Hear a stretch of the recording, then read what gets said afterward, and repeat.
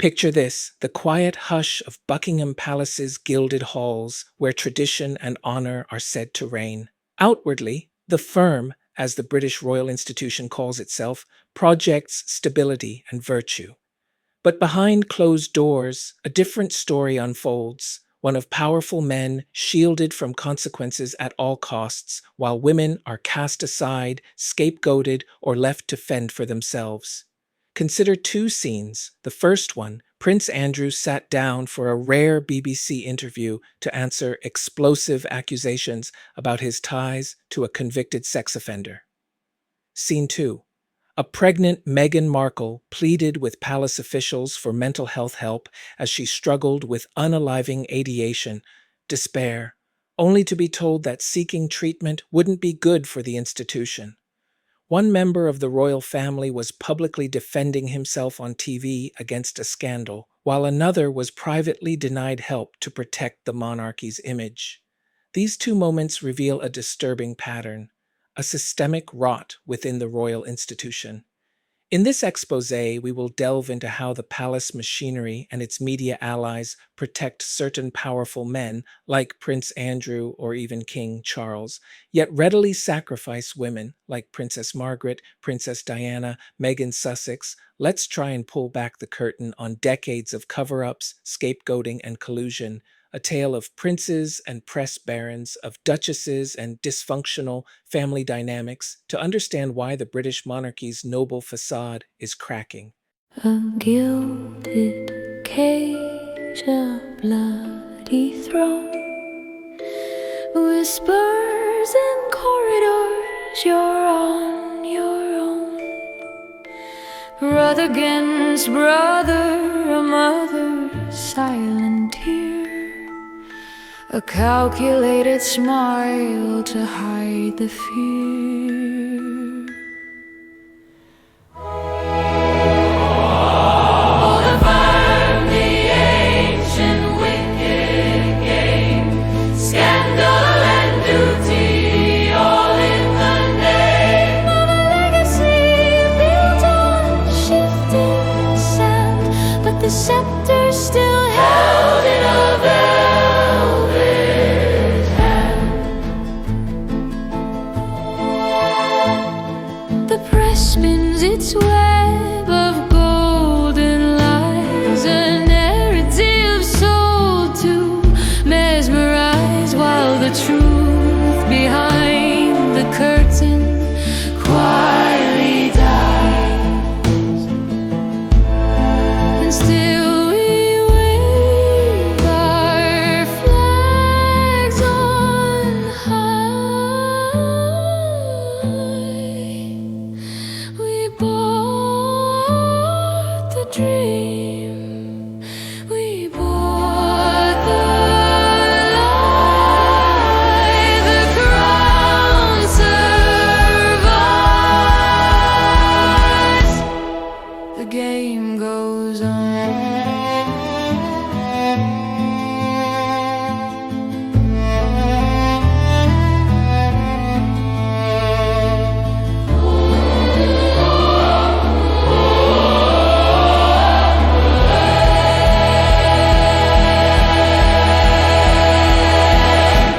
The invisible deal or contract, press, palace, and perception management.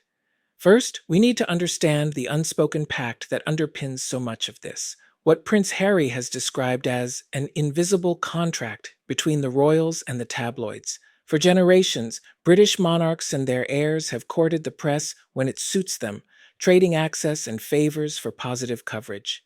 There's a reason that these tabloids have holiday parties at the palace, Meghan Sussex observed sardonically. They're hosted by the palace. There is a construct that's at play there. In other words, survival in the royal spotlight isn't just about strict morals or silence. It's about striking deals with those who shape your public image. A former senior palace official candidly compared it to politicians currying favor with newspaper editors. There is a quid-pro-quo relationship, negotiating for favorable coverage. This cozy arrangement, part collusion, part compromise, is the backdrop of everything to come. It explains why certain royals get a free pass or a cleanup crew when scandal hits, while others get hung out to dry. When I got home, the reviews were raves. I'd represented the crown well, according to courtiers. I reported back to Granny, told her about the tour. Marvellous. Well done, she said. I wanted to celebrate, thought I deserved to celebrate. Also, with war in the offing, it was celebrate now or maybe never. Parties, clubs, pubs. I went out a lot that spring and tried not to care that no matter where I went, two paps were always present. Two sorry-looking, extremely terrible paps. Tweedledum and Tweedledummer. For much of my adult life, there have been paps waiting for me outside public places. Sometimes a mob of them, sometimes a handful. The faces always varied, and often I couldn't even see the faces. But now, there were always these two faces, and always clearly visible. When there was a mob, they were right in the middle. When there was no one else, they were there all by themselves. But it wasn't just public places. I'd be walking down a side street, which I'd only decided to walk down seconds before, and they'd leap from a phone box or from under a parked car. I'd leave a friend's apartment, certain that no one knew I'd been there, and they'd be standing outside the building, in the middle of the street. Besides being everywhere, they were ruthless, much more aggressive than other paps. They'd block my path, they'd chase me to my police car, they'd block me from getting into the car, then chase the car down the street. Who were they? How were they doing this? I didn't think they had any kind of sixth sense or extrasensory perception. On the contrary, they looked as if they didn't possess one full frontal cortex between them. So, what hidden trick were they leveraging? An invisible tracker? A source inside the police? They were after Willie too. He and I talked about them a lot that year. Talked about their unsettling appearance, their complementary ruthlessness and idiocy, their take-no-prisoners approach. But mainly we discussed their omnipresence. How do they know? How do they always know? Willie had no idea, but was determined to find out. Billy the Rock was determined as well. He walked up to the Tweedles several times, interrogated them, looked deep into their eyes. He managed to get a sense of them. The older Tweedledum was doughy, he reported, with close-cropped black hair and a smile that chilled the blood. Tweedledummer, on the other hand, never smiled, and rarely spoke. He seemed to be some sort of apprentice. Mostly, he just stared. What was their game? Billy didn't know. Following me everywhere, tormenting me, getting rich off me, even that wasn't enough for them. They also liked to rub my nose in it. They'd run alongside me, taunt me, or pressing the buttons on their cameras, reading off 200 photos in 10 seconds. Many paps wanted a reaction, a tussle. But what Tweedledum and Tweedledummers seemed to want was a fight to the death. Blinded, I'd fantasize about punching them. Then I'd take deep breaths, remind myself, don't do it. That's just what they want. So they can sue and become famous.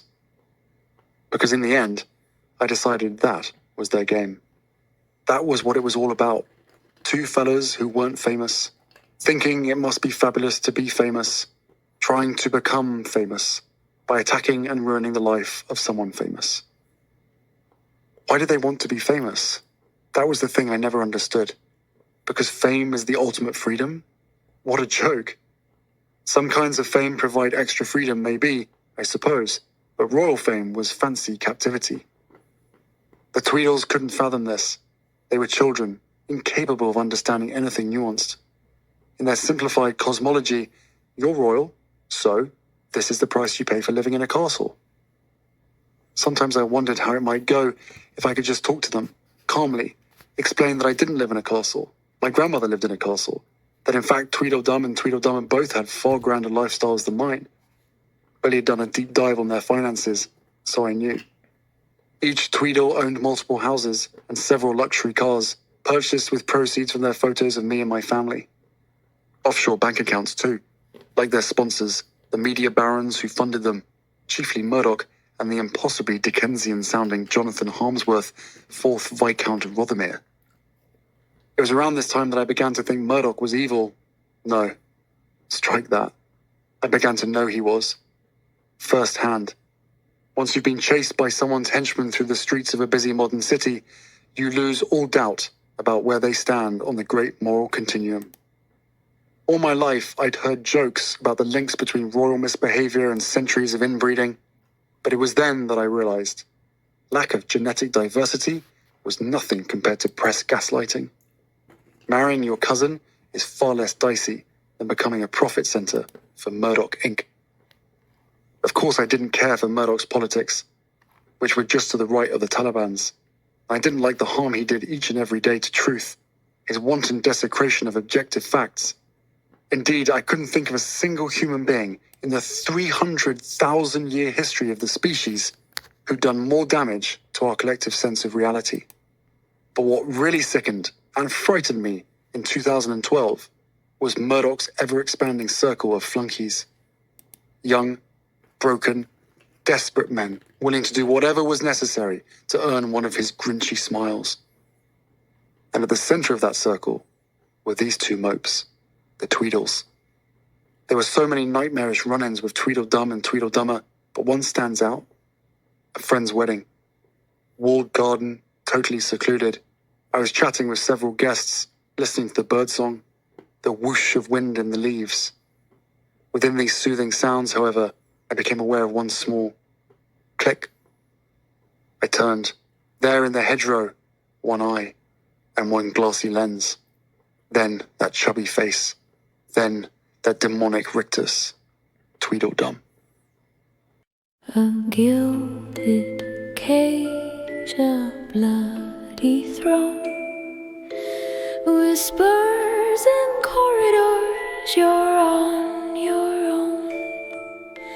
Brother against brother, a mother's silent tear, a calculated smile. It's an age-old dance. The monarchy feeds stories, often about the more expendable family members, to keep the press happy, and in return, the press helps protect the core of the institution, the direct heirs, and its reputation. Meg became this scapegoat for the palace, one close friend of Meghan revealed, and so they would feed stories on her, whether they were true or not, to avoid other, less favorable stories being printed.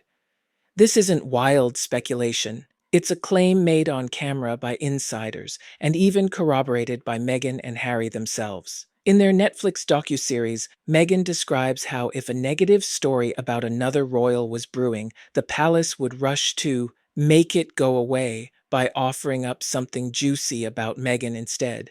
This is the invisible contract laid bare. The firm protects itself by sacrificing someone else. And as we'll see, that someone is very often a woman who has become a problem, a diversion, a scapegoat, a lightning rod to absorb public anger that might otherwise target the true centers of power. Let's start with one of the most egregious examples of protection from consequences.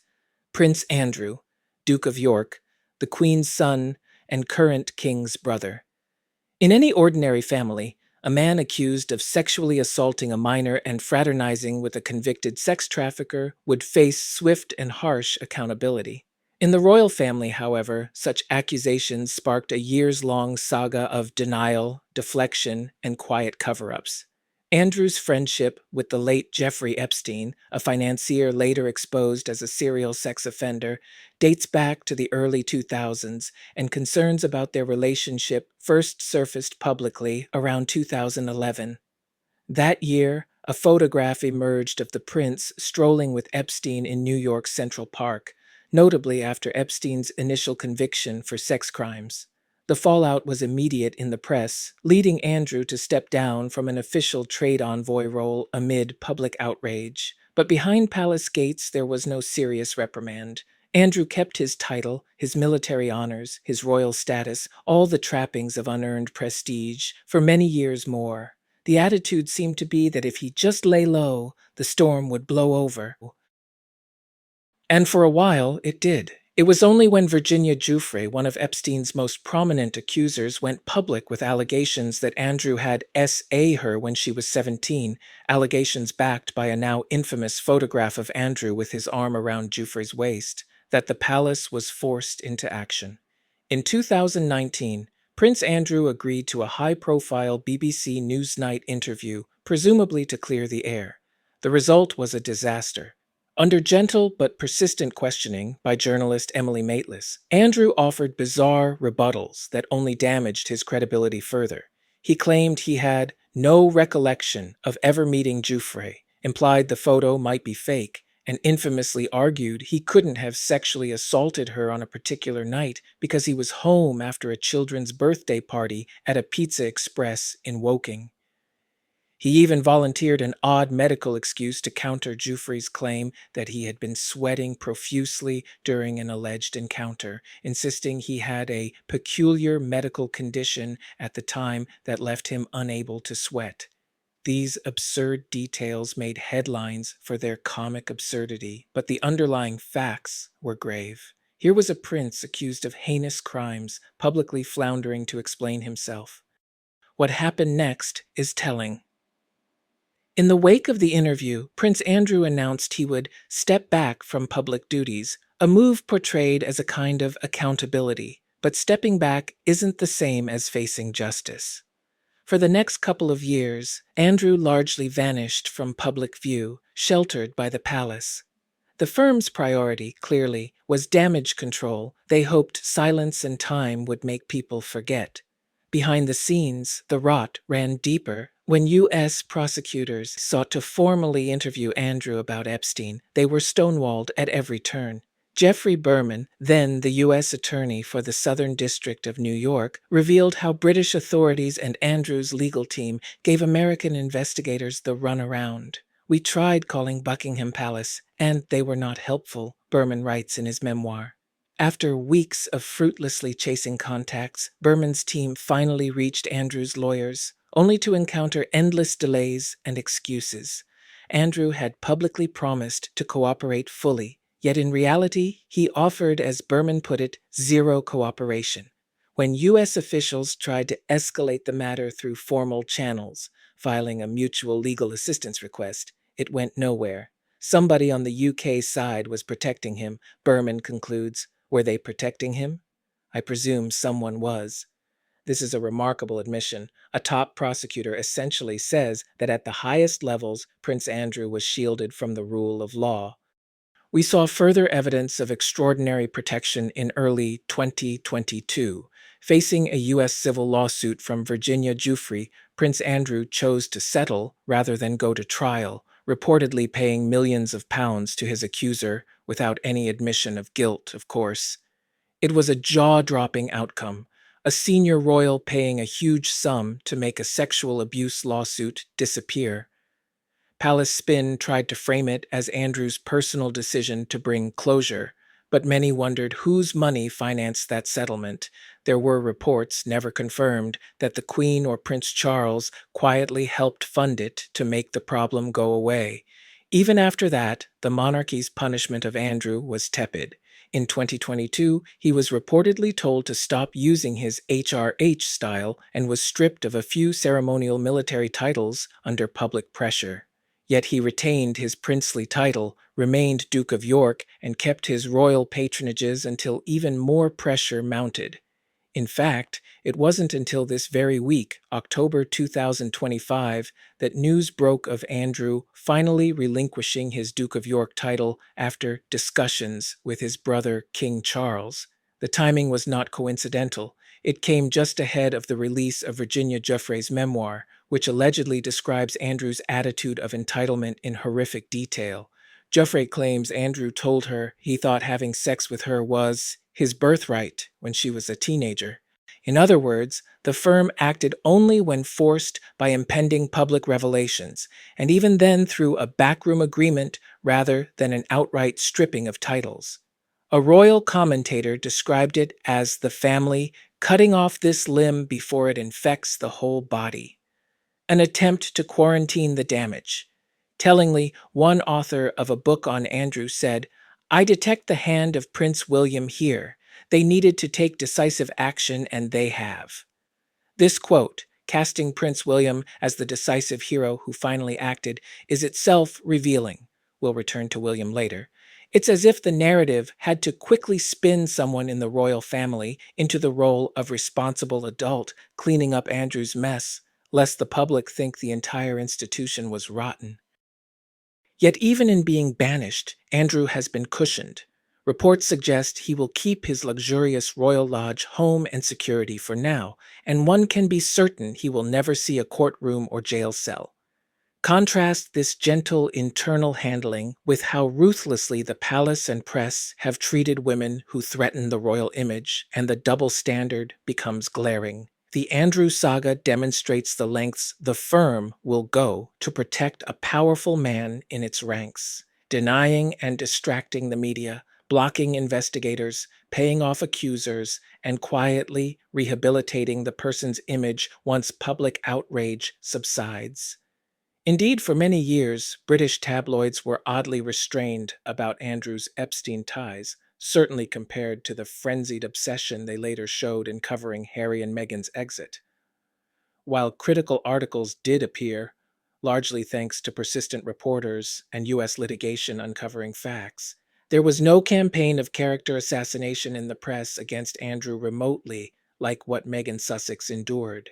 As one Guardian media editor noted, the tabloids only turned fully on Andrew very late, when it was obvious the palace itself wouldn't defend him anymore, a far cry from how they preemptively hounded the likes of Meghan. Prince Harry, who has become something of a whistleblower on royal media collusion, said it plainly. The vile tabloids that tormented him for years often avoid scrutiny of those in the royal family they consider allies. He even accused the government of getting in bed with friendly papers to dodge accountability. One might say the same about the monarchy. They know who their friends are. And for a very long time, Prince Andrew, despite his deplorable judgment and alleged crimes, was treated as a friend by Britain's most powerful newspapers, or at least not as an enemy. After all, he wasn't the one challenging the status quo. He wasn't shining a light on royal secrets or questioning the firm's conduct. That role fell to others, notably two royal women whose stories we turn to next, Princess Diana and Meghan Sussex.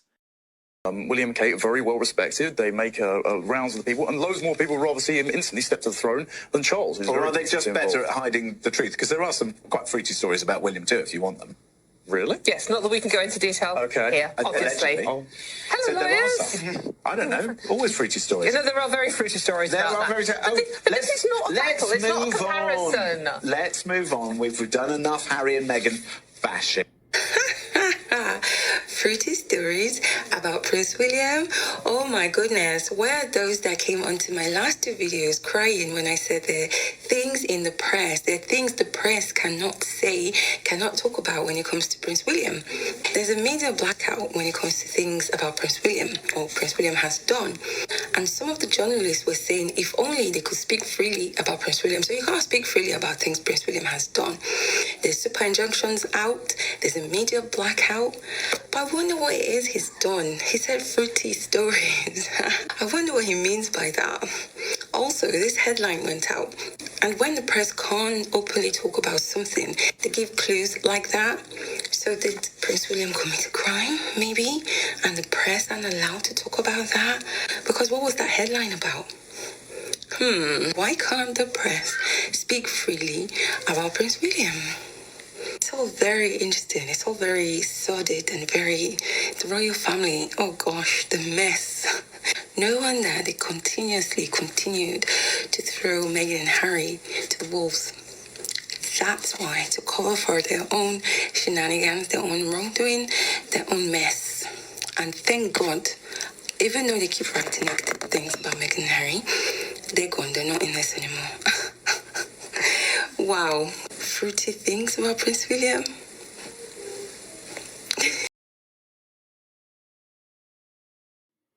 Very interesting, isn't it? I just want to say this to Prince William. Look, we all come to this place, this planet, Earth, to be our authentic self. And by being our authentic self, we are able to then achieve the mission, achieve the purpose for which we are here.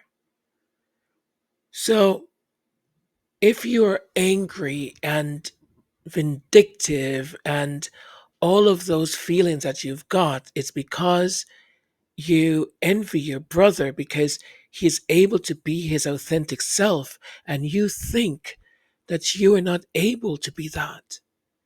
Listen, my friend, just trust me. Trust me. You will get the most amazing support if your authentic self is what the insinuations are. Be your authentic self. That is what God made you to be, made us all to be authentic, to be ourselves. Now, the other thing also insinuated is that Kingston situation, that if you had a hand in any of that, allegedly, then, you know, the law should take its course. Well, if you become king, though, then I guess they can't touch you because the law doesn't apply to the king in cases of, you know, okay, I'm getting myself in a situation here, so I'm just gonna cut it off right here.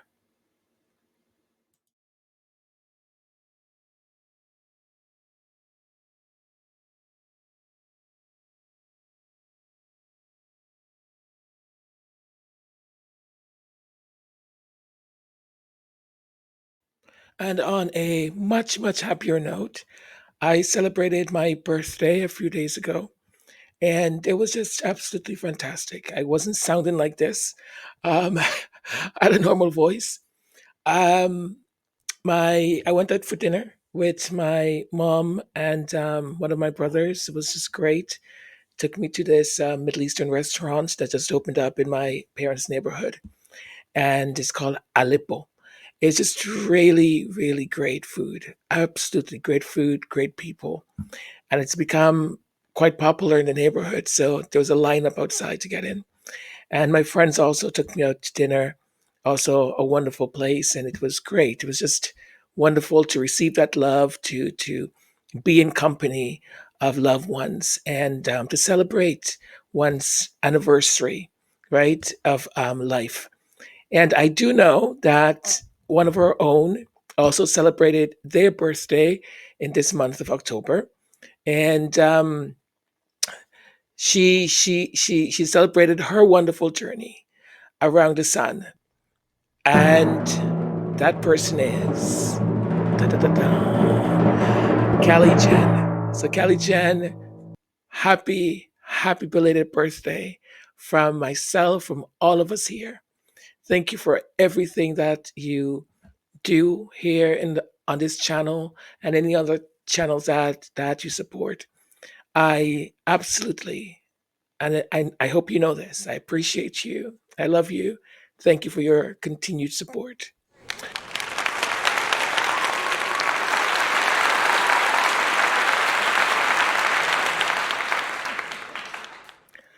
And as I look back at this past year, one truth stood tall for me. This has been a year of faith, resilience, and grace.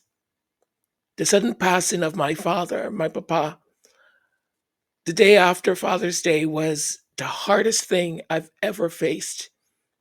Besides all the things I faced in my life, that was really, really difficult. But I give glory to God because I didn't fall apart. I grounded my pain in my faith.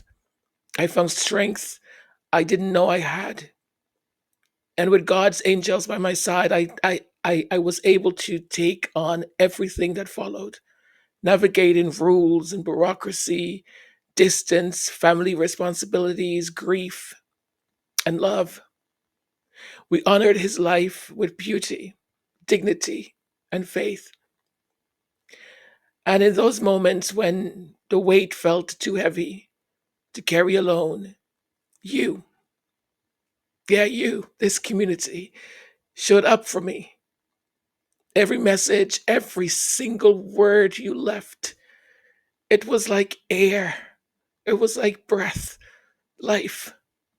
You became, and forgive me for being this cheesy, but you became the wind beneath my wings. Sometimes being a content creator can feel very isolated, but you reminded me that I'm part of a greater community, something bigger, a community of heart, a community of kindness, of humanity. I want to say a very, very, very special thank you to Baron Royal Sussex, a true gentleman. The class and compassion he showed in acknowledging my papa's passing was pure grace. Grace, sir, you showed me such grace. And to all of you who have been with me through it all, you are my encouragement, my motivation, my reason for keep going. I thank you. As I look ahead, I see a world that feels, let's be honest, it's like it's racing towards chaos, towards the worst of humanity. But I also see light.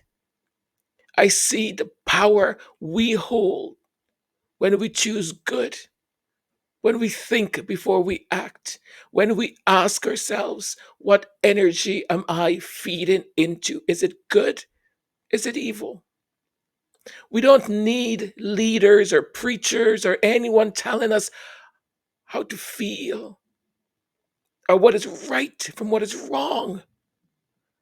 God already wrote, He wrote that truth in your heart, in your soul.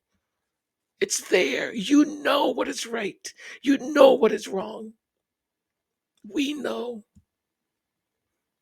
And it starts with you. It starts with me. Right here, right now. Choose light. Choose love. Choosing to rise in grace. This channel exists because of Prince Harry and Meghan, the Duke and Duchess of Sussex. Because in them, I see what is right with this world. Compassion, courage, authenticity. And in those who attack them, I see what is wrong. Cruelty, fear, deceit. Through this platform, I pray to continue being a source of, of truth, of strength, and hope. New beginning of this next year of life. I just want to say to all of you, thank you. Thank you for being my community, for being mi familia, my family, my win, and my light in so many ways. May we continue to rise in faith, in grace, in truth. I am a little bit sick. My tonsils are all swollen. It's okay. I get sick around this time. Anytime the weather changes and it goes to really, really cold, I usually get sick, and it shall pass. Lucky that I recorded the episode before I got sick, as you'll be hearing this voice throughout the entire thing. Well, I wrote this song. I hope you like it. It's from me to all of you. And also, there's a song for Callie Jen. So stick around, okay? Here we go.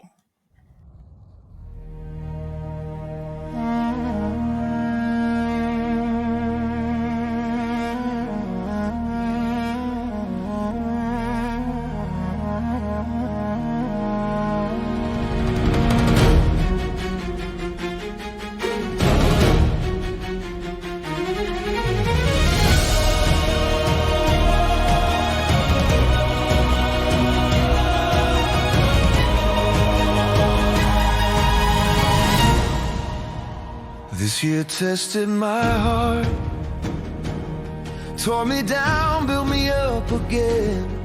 Through tears and the silence, I learned how to breathe, how to stand. Papa's voice in my mind, saying, child, just do it right. So I leaned on my faith, and I found my life. From grace I rise, softly I rise. In the quiet of the storm I see God's eyes. With every breath I realize I'm not alone. From grace I rise. You showed up for me when the world felt far away. Every message, every word was the strength I needed to stay. You became my wind when my wings were tired and torn. You reminded me love still lives and faith is reborn. From grace I rise, softly I rise. In the quiet of the storm I see God's eyes. Through your hearts I've come to find hope survives. From grace I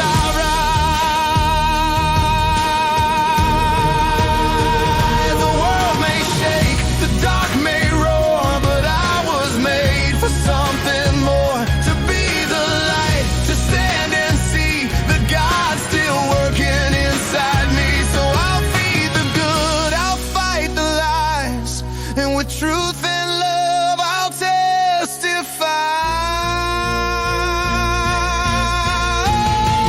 From grace I'll rise, with faith as my guide. The pain becomes power, the tears sanctified. Through every fall, through every trial, I'll walk with God every mile.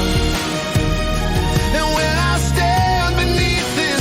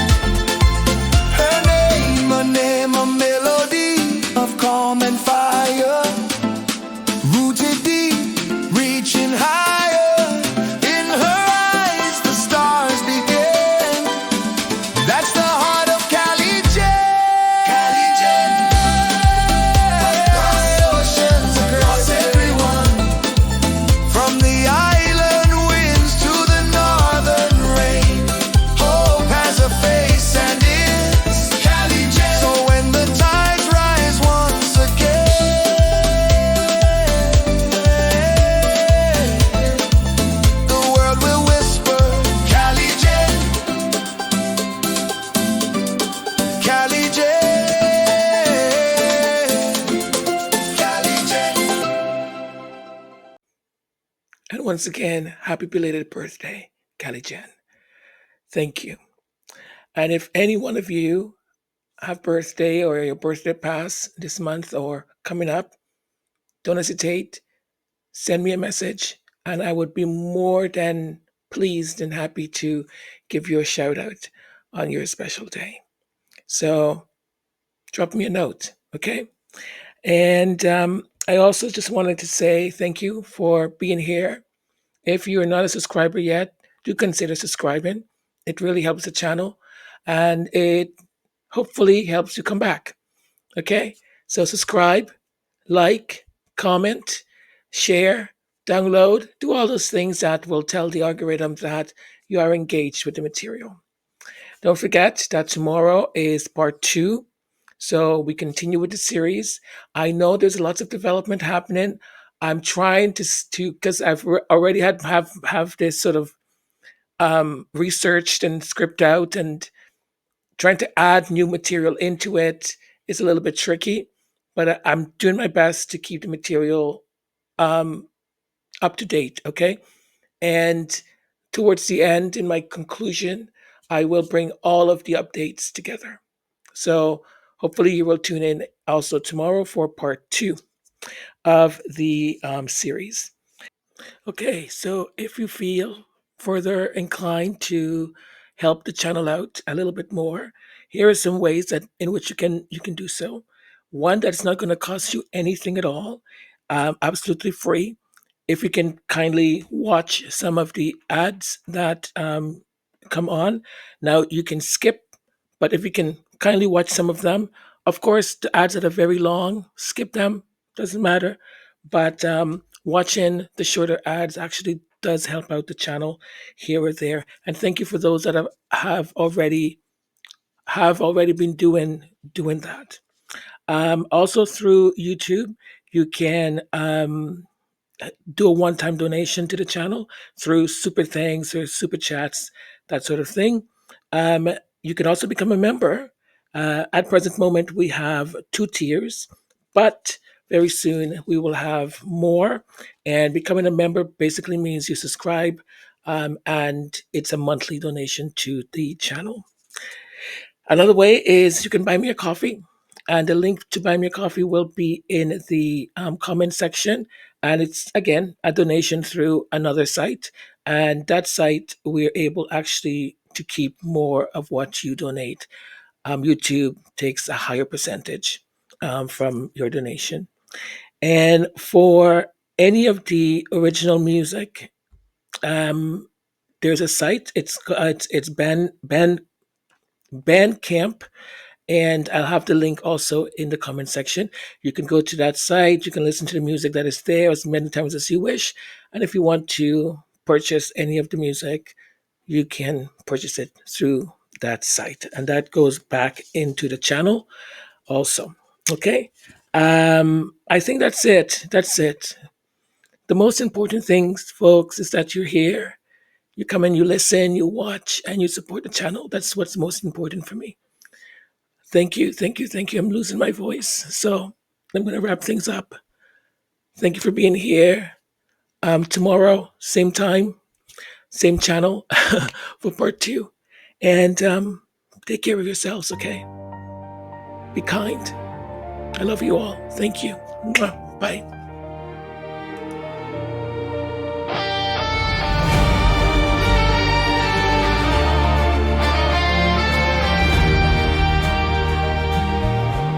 There's a rhythm deep inside the night, a spark that burns beyond the light.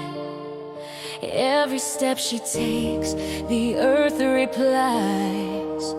She's thunder walking under crimson skies. She's been the calm, she's been the storm. She's every shape the heart can form. And when the world forgets her name, the stars remember all the same. This is the fire within, the heartbeat that never gives in. Drums of courage, waves of grace.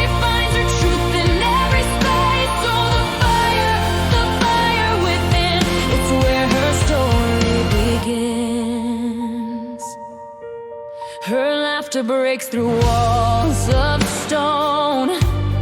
A melody that stands alone.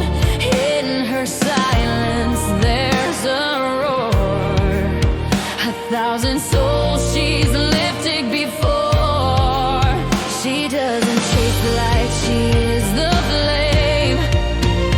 Born of strength, they cannot tame. Every breath a victory song. She's been the heartbeat all along. This is the fire within, the heartbeat that never gives in. Drums of courage, waves of grace. She finds her truth in every space. Oh, the fire within. It's where her story